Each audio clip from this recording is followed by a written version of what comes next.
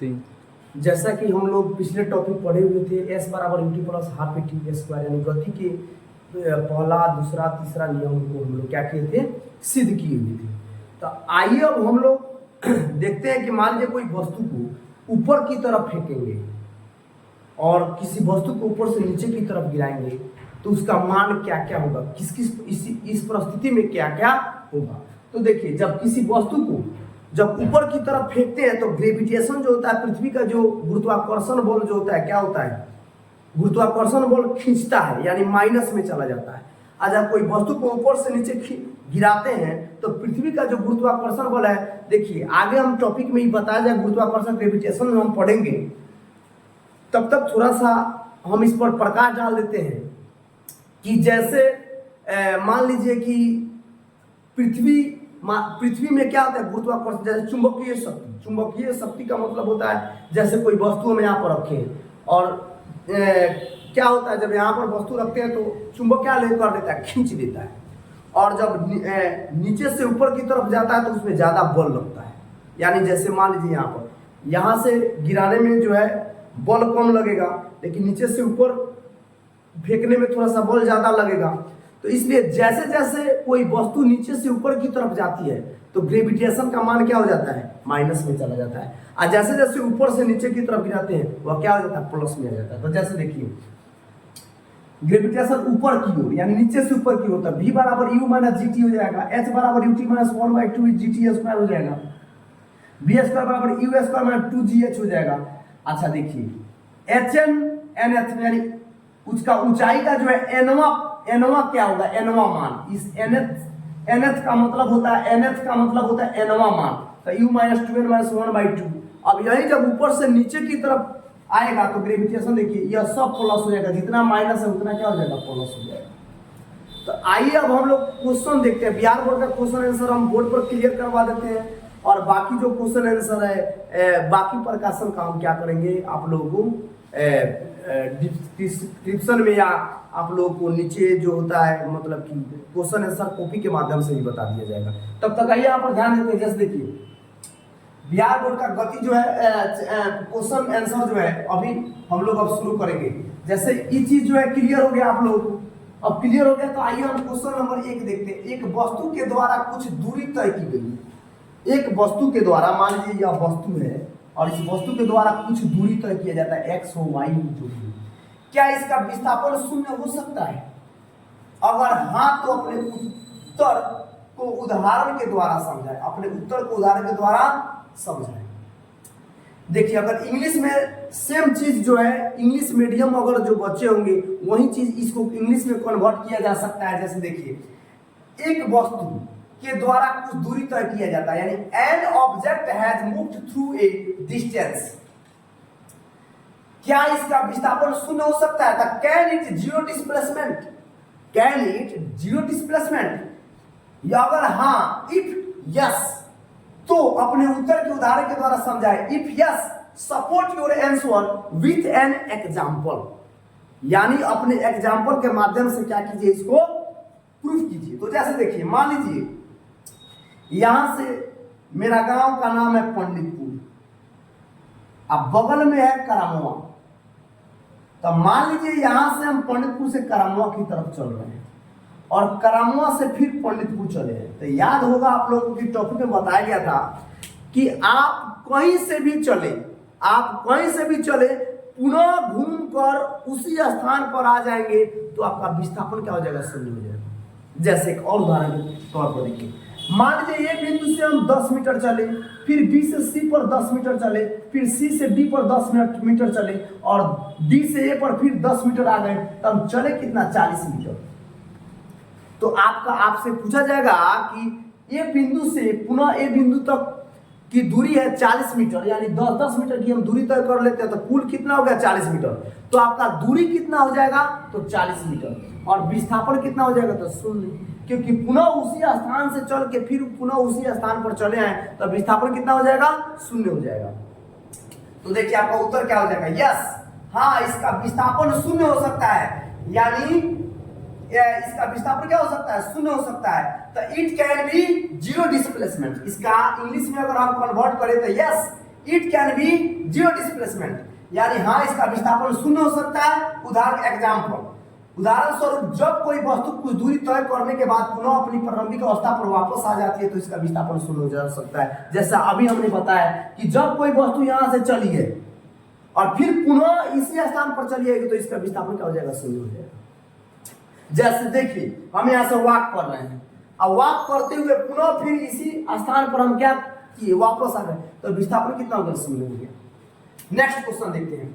एक किसान 10 मीटर की भुजा वाले वर्गाकार मैदान की 10 मीटर की भुजा है, देखिए यहाँ पर 10 मीटर की क्या है, भुजा है, और वर्ग यानी स्क्वायर, तब वर्ग की सारी भुजाएं आपस में क्या होती है, all side are equal, all sides are equal, यानी किसका आता है, स्क्वायर का यानी वर्ग का। एक किसान 10 मीटर की भुजा वाले वर्गाकार खेत की सीमा पर 40 सेकंड में चक्कर लगाता है तो 2 मिनट 20 सेकंड के बाद किसान के विस्थापन का परिणाम क्या होगा। थोड़ा सा इसको इंग्लिश में भी इसको ऐसे बोल सकते हैं, a farmer moved along the boundary, एक किसान 10 मीटर की भुजा वाले वर्गाकार खेत की सीमा पर 40 सेकंड में चक्कर लगाता है, यानी ये farmer along the boundary of square field of side 10 minutes what will be, जैसे देखिए 2 मिनट 20 सेकंड के बाद किसान विस्थापन का परिणाम क्या होगा, तो व्हाट विल बी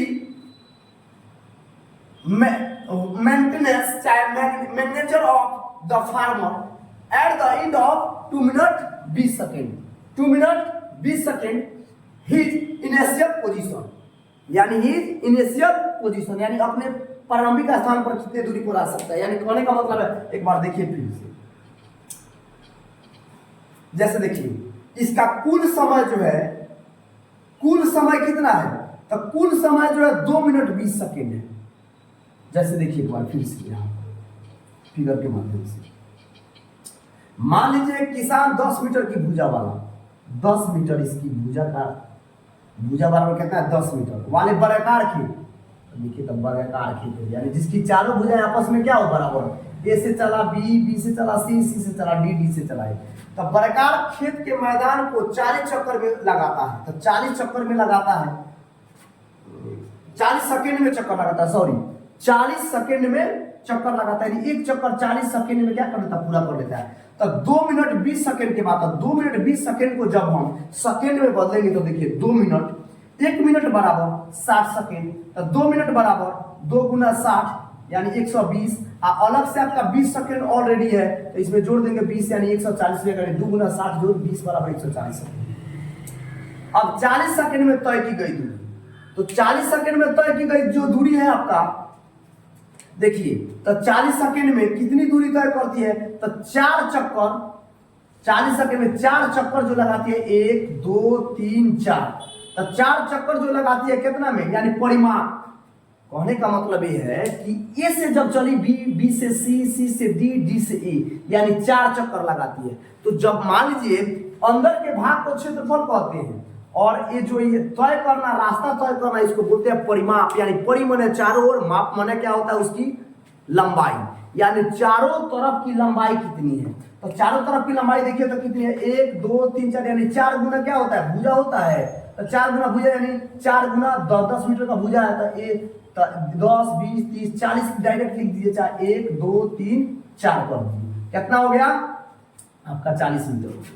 अब बात आती है कि देखिए तो 2 मिनट 140 सेकंड में, 140 सेकंड में जो तय की गई दूरी है, तब तय की गई दूरी कितना में, तो 40 सेकंड में, तो कितना जो 140 बटा 40 भाग दे देंगे, कितना आ जाएगा, 2 दूनी 4 और 2 7 14, यानी 7 बटा 2 यानी 2 3 6 और 2 5 10, यानी 3.5 चक्कर लगाएगी। कितना चक्कर लगाएगी जी, 3.5 चक्कर तक। देखिए 1 आ गई, 2 फिर 3 और 3.5 कितना हुआ, आधा हुआ, यानी इसका आधा हुआ, देखिए आधा हुआ, यानी ए से सी तक। तो देखिए 1 2 3 4 का आधा कितना होता है, 4 का आधा कितना होता है, 2 होता है। तो यहाँ पर 2 चक्कर यहाँ तक आगे पहुंच रही, तो कौन आप विस्थापन क्या होगा यहाँ पर, यानी विस्थापन बराबर क्या हो जाएगा, विस्थापन। तो देखिए विस्थापन हो जाएगा यानी एसी बराबर, तो एसी बराबर क्या होता है, लंब के स्क्वायर जोड़ आधार का स्क्वायर यानी आपका AB का स्क्वायर आजोड़ क्या हो जाएगा BC का स्क्वायर। तो AB का मान कितना है, AB का मान कितना है 10 है आजोड़ BC का मान कितना है 10 है। तो 10 दां का 100 जोड़ 10 दां के 100 कितना हो जाएगा 200। 200 का वर्गमूल कितना हो जाएगा, 200 का वर्गमूल निकाल लीजिए 100 50 25 50 25 यानी 2 को 5 के बदले में 1 को 5 और 2 को 2 के बदले में 1 को 2 और √2 हो जाएगा। तो 5 दूनी 10 गुना √2 का वर्गमूल कितना 1.414 निकालिएगा तो कितना हो जाएगा, क्या हो जाएगा आराम से इसको क्या कर लेंगे हम लोग गुना कर लेंगे यानी आपका हो जाएगा 14140 तो 1 2 3 अंक के बाद दशमलव 1 2 3 अंक के बाद यानी इतना क्या हो जाएगा आपका विस्थापन हो जाएगा। तो इसका एक स्क्रीनशॉट ले लीजिए। आइए अब नेक्स्ट क्वेश्चन देखते हैं। विस्थापन के लिए निम्न में कौन सही है, यह शून्य नहीं हो सकता है। तो देखिए यह कह रहा है क्वेश्चन कि यह शून्य नहीं हो सकता है, तब विस्थापन शून्य होता है यानी कौन सा कथन सही है, तो यह कथन सही नहीं है। नहीं, विस्थापन क्या हो सकता है शून्य हो सकता है। जैसा आप लोग को बताया गया है कि मान लीजिए किसी ए वस्तु से चल के बी पर जा रहे हैं, बी से सी पर, सी से डी पर, डी से फिर ए आ रहे हैं, तो विस्थापन क्या हो जाएगा शून्य हो जाएगा। दूसरा है इसका परिणाम वस्तु द्वारा तय की गई दूरी से अधिक होता है। तो देखिए दूरी से अधिक कभी नहीं हो सकता है क्योंकि यहां से मान लीजिए गए यहाँ पर और यहाँ पर ए से बी गए, बी से सी, सी से डी गए, तो इसका दूरी मान लीजिए 3 है या 5 है या 4 है या मान लीजिए 6 है, तो 6 4 10 5 15 3 18 किलोमीटर हो गया। तो क्या दूरी जो है इसका 18 किलोमीटर का विस्थापन इससे ज्यादा हो सकता था, बिल्कुल नहीं। विस्थापन कम हो सकता है, शून्य हो सकता है, लेकिन दूरी से अधिक नहीं हो सकता है। नेक्स्ट क्वेश्चन आइए, चाल एवं वेग में अंतर बताता। What is different between speed and velocity, what is different between speed and velocity यानी चाल और वेग में। तो जैसा कि आप लोग को पिछला वीडियो में अच्छा से चाल और वेग के बारे में बताया ही गया है, लेकिन फिर भी आइए हम देख लेते हैं। चाल और वेग में अंतर बताया। चाल और वेग में निम्नलिखित अंतर है। कैसे लिखेंगे, चाल और वेग में निम्नलिखित अंतर, एक तरफ चाल एक तरफ वेग। एक में इकाई समय में तय की गई दूरी को चाल कहते हैं, माने इकाई समय में। जैसे देखिए एक घड़ी है, एक बार ऐसे घूमती है, तो एक बार घूमती है 2 3 4, तो जितना एक सेकंड में जितना उसको दूरी तय करती है एक सेकंड में, वह क्या कहा जाता है इकाई समय। यानी जितना दूरी तय करती है वो क्या कहा जाता है इकाई समय में।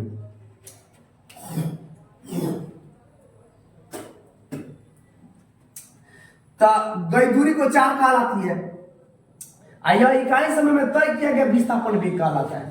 अब इकाई समय में जो विस्थापन होता है उसे क्या कहते हैं, वेग कहते हैं। यह अदिश राशि है, यह सदिश राशि है। एक समान वृत्तीय गति में चाल अचल रहता है और एक समान वृत्तीय गति में वेग चल रहता है। यानी वृत्तीय गति में क्या होता है वेग चल रहता है और क्या रहता है अचल रहता है। नेक्स्ट क्वेश्चन, एक गाड़ी के ऑडोमीटर क्या मापता है। तो देखिए गाड़ी का ऑडोमीटर दूरी मापता है कि कितना दूरी तय की गई है, यानी कितना दूरी हम तय किए हैं। यानी गाड़ी का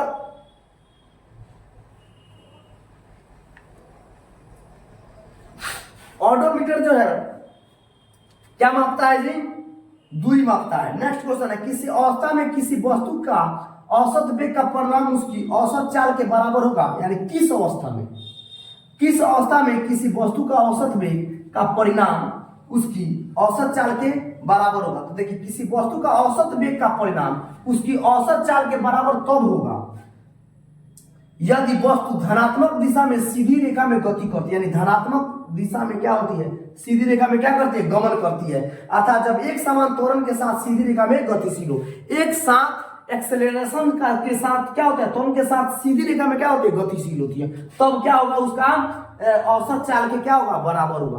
तो इसका एक स्क्रीनशॉट ले लीजिए।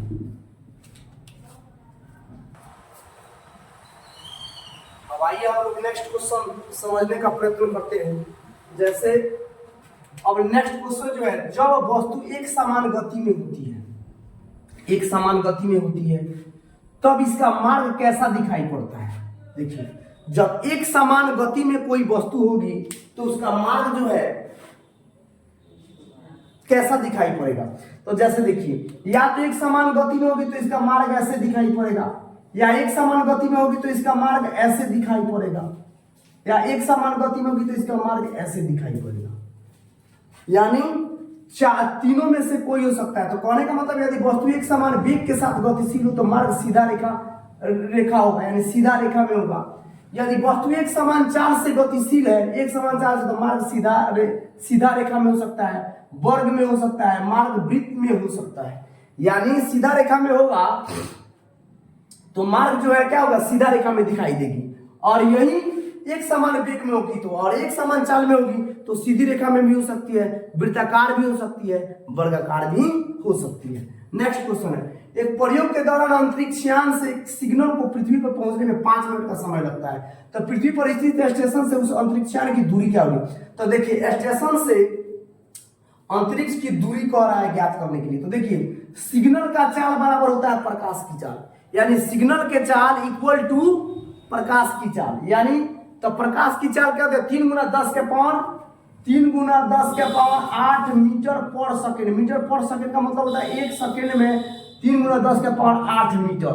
तो जब मीटर को हम माइनस में लिखते हैं तो क्या हो जाएगा यहाँ पर, जैसे देखिए मीटर पर सेकेंड का अर्थ होता है मीटर बटा सेकेंड, यानी 1 सेकेंड में इतना मीटर। जब इसको हम क्या करेंगे, जब इसको हम लोग घातांकीय रूप में लिखेंगे तो मीटर गुना एस हो जाएगा, एम गुना एस क्या हो जाएगा, यह -1 हो जाएगा।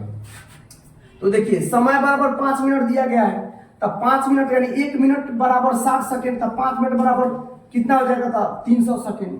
तो इसका वेलोसिटी जो हो जाएगा, वेग जो हो जाएगा, इसका कह रहा है कि समय लगता है, दूरी क्या होगी, यानी v बराबर हो जाएगा 3 × 10 के पावर 8 मीटर, यानी सिग्नल की चाल को v से हम सूचित करते हैं।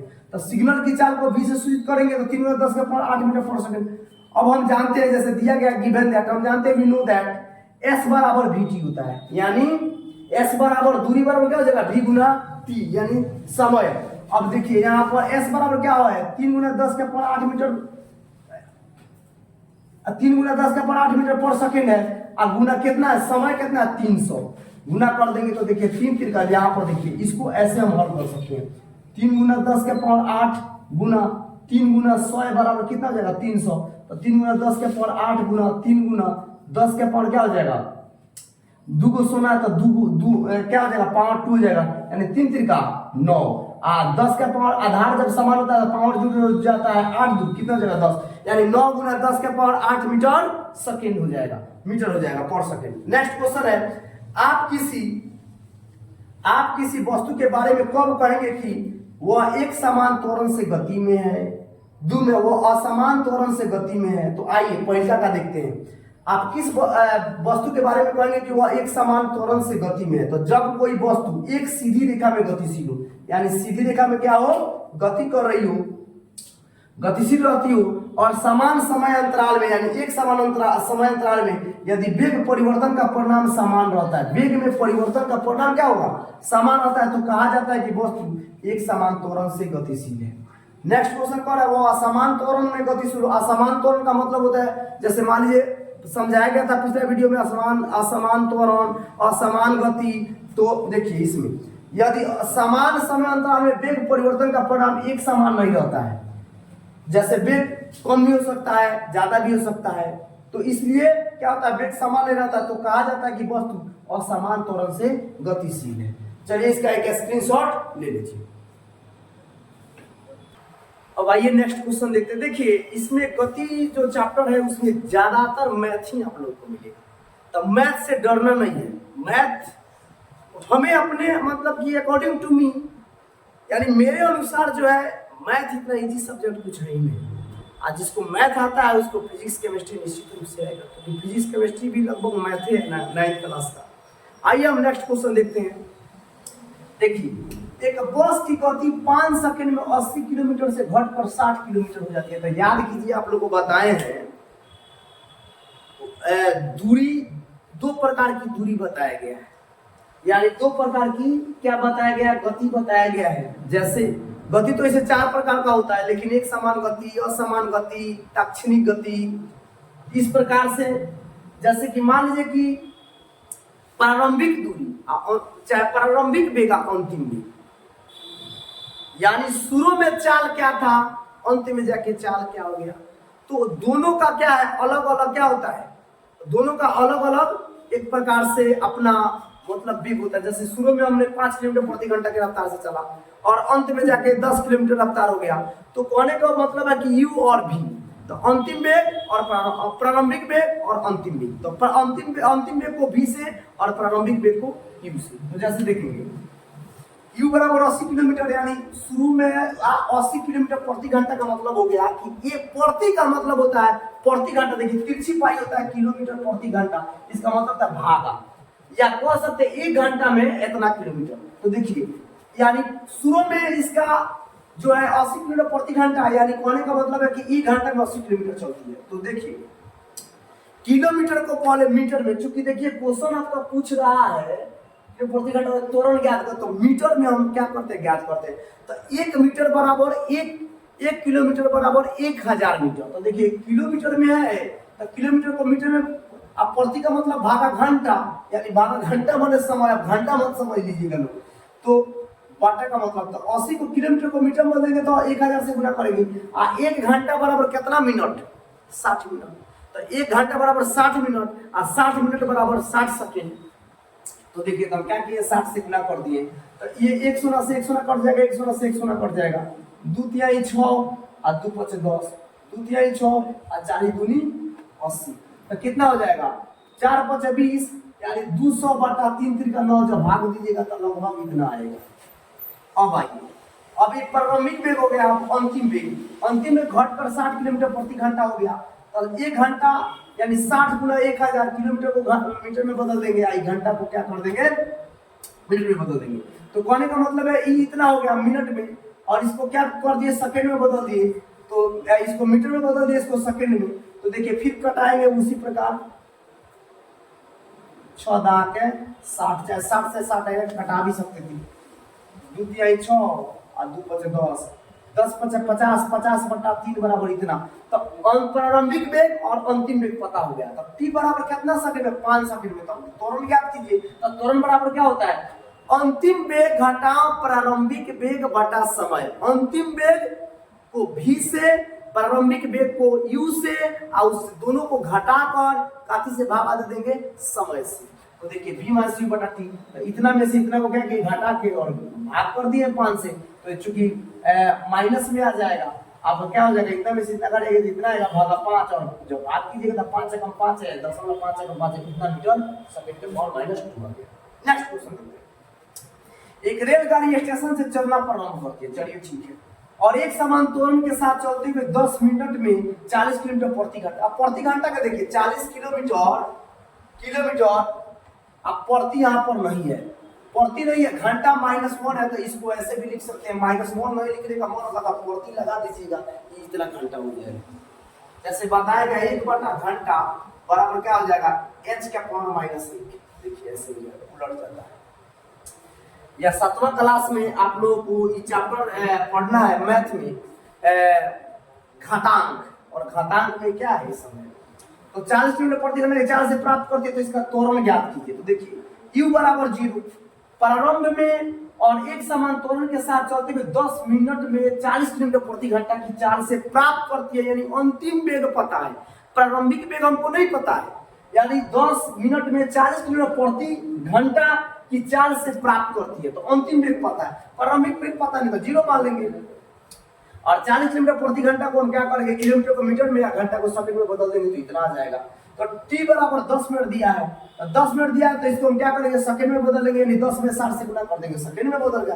त्वरण बराबर वही सूत्र का प्रयोग करेंगे, अंतिम वेग घटा प्रारंभिक वेग घटा समय, तो ये कितना है, इतना घटा प्रारंभिक वेग 0 भाग देंगे, इतना आ जाएगा। नेक्स्ट क्वेश्चन देखिए, एक वस्तु के एक समान व असमान गति के लिए समय दूरी ग्राफ की प्रकृति क्या होगी। तो देखिए एक समान गति के लिए आप लोगों को बताया गया कि सीधी रेखा में होगी। एक समान गति के लिए क्या हो जाएगी, समय दूरी ग्राफ प्रकृति सीधी रेखा में हो जाएगी। अब असमान गति के लिए समय दूरी ग्राफ की प्रकृति एक वक्र में होगी। जैसे देखिए ये वक्र हो गया ऐसे ऐसे। तो देखिए दोनों समय में यह x का लाइन है या y का ग्राफ आप लोग को बताया गया वीडियो में, पिछला वीडियो में आप लोग देखेंगे ग्राफ के बारे में हम बताएंगे। तो यह क्या हो जाएगा, वक्र हो जाएगा। चलिए इसका एक स्क्रीनशॉट ले लीजिए। चलिए नेक्स्ट क्वेश्चन हम देखते हैं कि कह रहा है नेक्स्ट क्वेश्चन में किसी वस्तु की गति के विषय में आप क्या कह सकते हैं, यानी किसी वस्तु की गति के विषय में आप क्या कह सकते हैं जिसकी दूरी समय ग्राफ समय अक्ष के समानांतर एक सरल रेखा है, जिसकी दूरी समय ग्राफ समय अक्ष के समानांतर है, समय अक्ष के समानांतर है। तो देखिए जब दूरी समय ग्राफ समय अक्ष के समानांतर एक सरल रेखा होती है, यानी जब एक सरल रेखा होती है तो कहा जाता है कि वस्तु विराम में है। यानी ध्यान दीजिएगा, जब दूरी समय ग्राफ यानी दूरी समय का क्या है, यह ग्राफ है के समानांतर, इसके समानांतर जब एक सरल रेखा होती है तो कहा जा सकता है कि वस्तु क्या है, विराम में है। अब नेक्स्ट जो है नेक्स्ट क्वेश्चन जो कह रहा है किसी वस्तु की गति के विषय में आप क्या कह सकते हैं कि जिसका चाल समय ग्राफ समय अक्ष के समानांतर एक सरल रेखा है, समय अक्ष के समानांतर। तो जब चाल समय ग्राफ समय अक्ष के समानांतर एक सरल रेखा होती है तो कहा जा सकता है कि वस्तु अचर चाल से गतिशील है। नेक्स्ट क्वेश्चन है वेग समय ग्राफ के नीचे के क्षेत्र से मापी गई राशि की क्या होती है, विस्थापन। तो देखिए याद रखिएगा वेग समय ग्राफ के नीचे क्षेत्र यानी वेग समय ग्राफ के नीचे वाला जो क्षेत्र होता है इसको क्या कहा जा सकता है, तो याद रखिएगा इसको कहा जाता है विस्थापन। नेक्स्ट क्वेश्चन है कोई बस विरामावस्था से चलना प्रारंभ करती है, यानी रुकी है तो विरामावस्था और चलना प्रारंभ करती है तो 2 मिनट तक 0.1 मीटर पर सेकंड के पर माइनस सेकंड। याद रखिएगा अभी बताएं आप लोगों को 0.1 मीटर पर सेकंड लिखिए, चाहे प्रति हटा दिए तो -1 हो जाएगा। कि एक समान त्वरण से चलती है तो परिकलन कीजिए कि प्राप्त की गई चाल और तय की गई दूरी, तो वही s बराबर ut plus half T square. तो u बराबर प्रारंभिक वेग कितना है, 0 है। a बराबर कितना है, 0.1 मीटर पर सेकंड यानी त्वरण देखिए यहाँ पर दिया गया है मिनट तक 1 मीटर पर सेकंड के त्वरण से चलती है, त्वरण बराबर इतना है और समय कितना है 2 मिनट का। 2 मिनट को सेकंड में बदल दीजिए यानी 1 मिनट बराबर 60 सेकंड, तो 2 मिनट बराबर 60 गुना 2 यानी 120 सेकंड। तो हमको क्या करना है v और s यानी वेलोसिटी और क्या ज्ञात करना है, दूरी ज्ञात करना है। तो चाल और दूरी ज्ञात करना, तो देखिए प्राप्त की गई चाल तो u प्लस at, तो u के मान कितना है देखिए 0, a के मान कितना है 0.1, t का समय कितना है 120, गुना कर देंगे हमारा हो जाएगा, गुना करेंगे तो 12 हो जाएगा और फिर 0 जोड़ देंगे तो कितना हो जाएगा देखिए, तो कितना हो जाएगा 120 में 0.1 से जब गुना करेंगे तो कितना हो जाएगा 1 0 0 1 2 2 के कम 1 कम के बाद 12 हो जाएगा। इसमें क्या कर देंगे 0 जोड़ देंगे, तो 0 जोड़ देंगे तो हमारा मान कितना आ जाएगा यहाँ पर मिनट पर सेकंड, यानी यहाँ पर हो जाएगा आपका 12 मिनट पर सेकंड। अब तय की गई दूरी कितना है ut plus half T square, तो 0/2 गुना 0.1 गुना 120 गुना 120, यानी आपका जो है a बराबर कितना है, समय बराबर a बराबर कितना है 0.1 देखिए यहाँ पर, और टी स्क्वायर यानी टी गुना टी यानी समय गुना समय, तो 120 गुना 120 आपको कितना हो जाएगा 720 गुना करने पर। तो ये आपका हो गया जितना क्वेश्चन है उतना हो गया 16 तक। अब नेक्स्ट क्वेश्चन हम लोग देखते हैं, तब तक इसका स्क्रीनशॉट ले लीजिए। अब नेक्स्ट क्वेश्चन समझते हैं। कोई रेलगाड़ी 90 किलोमीटर प्रति घंटा के चाल से चल रही है। कोई रेलगाड़ी का रफ्तार है 1 घंटा में 90 किलोमीटर की दूरी तय करेगी। ब्रेक लगाए जाने पर वह -0.5 मीटर सेकंड स्क्वायर का एक समान त्वरण उत्पन्न करती है ब्रेक लगाने पर। तो रेलगाड़ी विरामावस्था में आने के पहले कितनी दूरी तय करेगी, कितनी दूरी तय करेगी। तो आई विरामावस्था में मैंने कहने का मतलब है कि त्वरण जो है उसका -0.5 मीटर पर सेकंड स्क्वायर है। तो जब माने कितना देर में माने कितनी दूरी तय करने के माने विराम में, मान लीजिए कि अरे ट्रेन यहाँ से चल रही है तो ब्रेक जो है 80-90 किलोमीटर प्रति घंटा की चाल से चल रही है, तो वह -0.5 मीटर पर सेकंड स्क्वायर की क्या करे त्वरण प्राप्त कर रही है। तो विरामावस्था में यानी रुकने में कितना मतलब कि कितना दूरी तय करेगी, मतलब रुकने के लिए इसको कितनी दूरी की आवश्यकता होगी। तो देखिए ए बराबर दिया है, त्वरण बराबर दिया है u बराबर 90 किलोमीटर प्रति घंटा। तो यहाँ पर जो है 90 गुना 1000 यानी किलोमीटर को 1000 से गुना कर देंगे तो मीटर को घंटा को सेकंड में बदल देंगे तो 60 गुना 60 से गुना कर देंगे, 1 शून्य से 1 शून्य 1 शून्य से 1 शून्य कट जाएगा।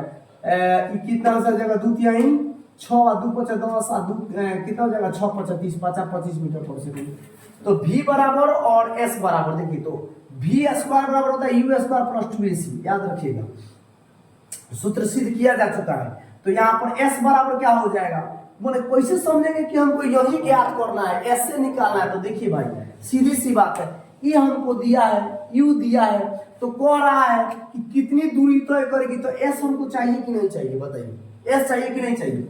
भी बराबर अंतिम वेग इसमें है ही नहीं, मैंने कहने का अर्थ है प्रारंभिक वेग, तो प्रारंभिक वेग जो है दिया गया है और अंतिम वेग कितना पर जाके रुकेगी तो पता नहीं है, तो हम 0 मान लेंगे। तो मान लीजिए कि प्रश्न ये ना था कि सर ये दे दिया ये दिया, तो कैसे ज्ञात करे कि हम कि मतलब कैसे समझेंगे कि हमको यही ज्ञात करना है। तो देखिए त्वरण दिया है, अंतिम वेग पता है, प्रारंभिक वेग हमको पता नहीं है, सॉरी प्रारंभिक वेग पता, अंतिम वेग पता नहीं है, तो दूरिये ना ज्ञात करना था, ऐसे ना ज्ञात करेंगे। तो देखिए तो सूत्र देखिए, इस फॉर्मूला पर भी है पता, यू है, ए है, ऐसे ना नहीं पता, इसको निकाल देंगे हम।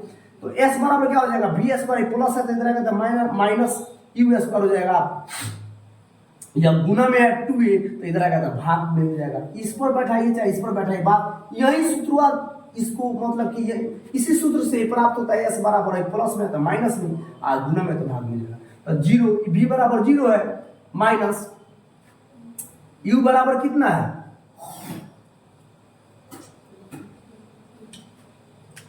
तो u बराबर कितना है 25 है, तब 25 के स्क्वायर यानी 25 u गुना u यानी 25 गुना 25, तब 25 पैसा कितना होता है 625 होता है, बराबर 2 गुना a का मान कितना है, त्वरण का मान इतना है। अब इसको ज्ञात कर लीजिए, घटाइएगा तो 625 होगा, अब 5 दूनी कितना देगा 10, 1.2 तो कितना हो जाएगा, जब 1.0 हो जाएगा 1 से भाग दीजिएगा तो इतना ही आ जाएगा। नेक्स्ट क्वेश्चन का एक ट्रॉली आप लोग देखिए ऐसे लेके चला जाता है, आप लोग कोई सामान चाहे ट्रेन में देखिए ऐसे जैसे करके लेके चला जाता है, उसको ट्रॉली बोलते हैं। तो एक आनत चाल पर 2 मीटर पर सेकेंड स्क्वायर के त्वरण से नीचे जा रही है, यानी नीचे जा रही है, तो गति प्रारंभ करने के 3 सेकंड के गति प्रारंभ करने के 3 सेकंड के पश्चात उसका वेग क्या होगा, 3 सेकंड के पश्चात, यानी क्या आपका पता है, u जो है आपका 0 हो जाएगा, a बराबर कितना है, त्वरण कितना है इतना है, समय कितना है 3 सेकंड, u बराबर 0, तो v पता करना है। तो v बराबर u प्लस at पर बना लेंगे, क्योंकि u पता है, a पता है, टाइप t पता है,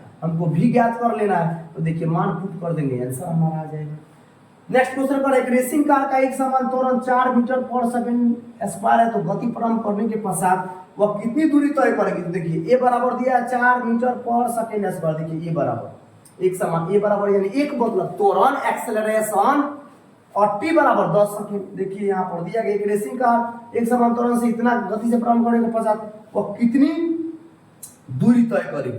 तो u बराबर कितना है 0 है, u बराबर कितना है 0 है, तो हम जानते हैं कि s बराबर ut plus half t square, मान पुट कर देंगे हमारा आंसर ये आ जाएगा, मान पुट कर देंगे हमारा आंसर आ जाएगा। तो इस यह आप लोग को विश्वास है कि बहुत अच्छा समझ में आया होगा। चलिए इसका एक स्क्रीनशॉट ले लीजिए। रेडी। अब नेक्स्ट क्वेश्चन देखते हैं, जैसे एक रेसिंग कार का एक समान त्वरण 4 मीटर पर सेकंड स्क्वायर है, तो गति प्रारंभ करने के 10 सेकंड पश्चात वो कितनी दूरी पर तय करेगी। तो a बराबर यानी त्वरण बराबर इतना है, समय 10 सेकंड है, u बराबर 0 है, यानी प्रारंभिक में कितना है 0 है। तो हम जानते हैं कि s बराबर ut plus half t square, तो s बराबर u का मान 0 है, 1/2 गुना a का मान 4 है, यहाँ पर देखिए 4 मीटर पर सेकंड है, गुना समय कितना है 10, तो 10 गुना 10 2 दूनी 4 कटा देंगे 200 मीटर हो जाएगा। नेक्स्ट क्वेश्चन जो हमारा है, एक पत्थर को ऊर्ध्वाधर ऊपर की ओर फेंका जाता है, ऊर्ध्वाधर का मतलब एकदम सीधा ऐसे, मान लीजिए यह पत्थर है, इसको फेंकेंगे तो ऐसे सीधा ऊपर की ओर 5 मीटर पर सेकंड के मीटर पर सेकंड वेग से फेंका जाता है।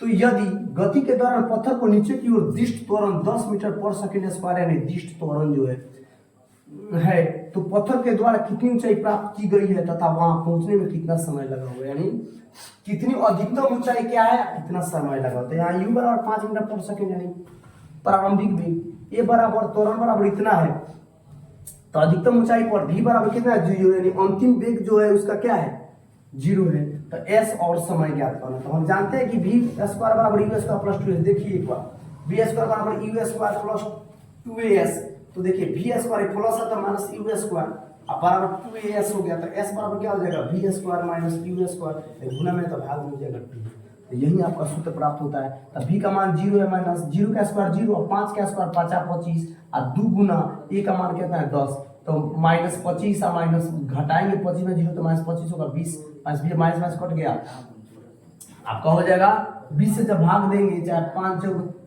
5 चौका 20 आप 50 जब भाग देंगे तो 1.25 हो जाएगा। पत्थर के द्वारा प्राप्त ऊंचाई कितना हो गया? 1.25 मीटर। पुनः हम जानते हैं कि P बराबर V माइनस U बटा A, यानी समय बराबर प्रारंभिक अंतिम वेग घटा प्रारंभिक वेग बटा समय से जब भाग देंगे तो यहाँ पर 0 है, आप क्या है 0, यानी अंतिम वेग 0 है, प्रारंभिक वेग -5 है, I बराबर -10 दिया गया है यहाँ पर। तो क्या करेंगे, कटा के 1/2 आएगा, यानी 0.5 सेकेंड हमारा क्या हो गया, आंसर हो गया। अब इसका आप लोग क्या कीजिए कि स्क्रीनशॉट ले लीजिए।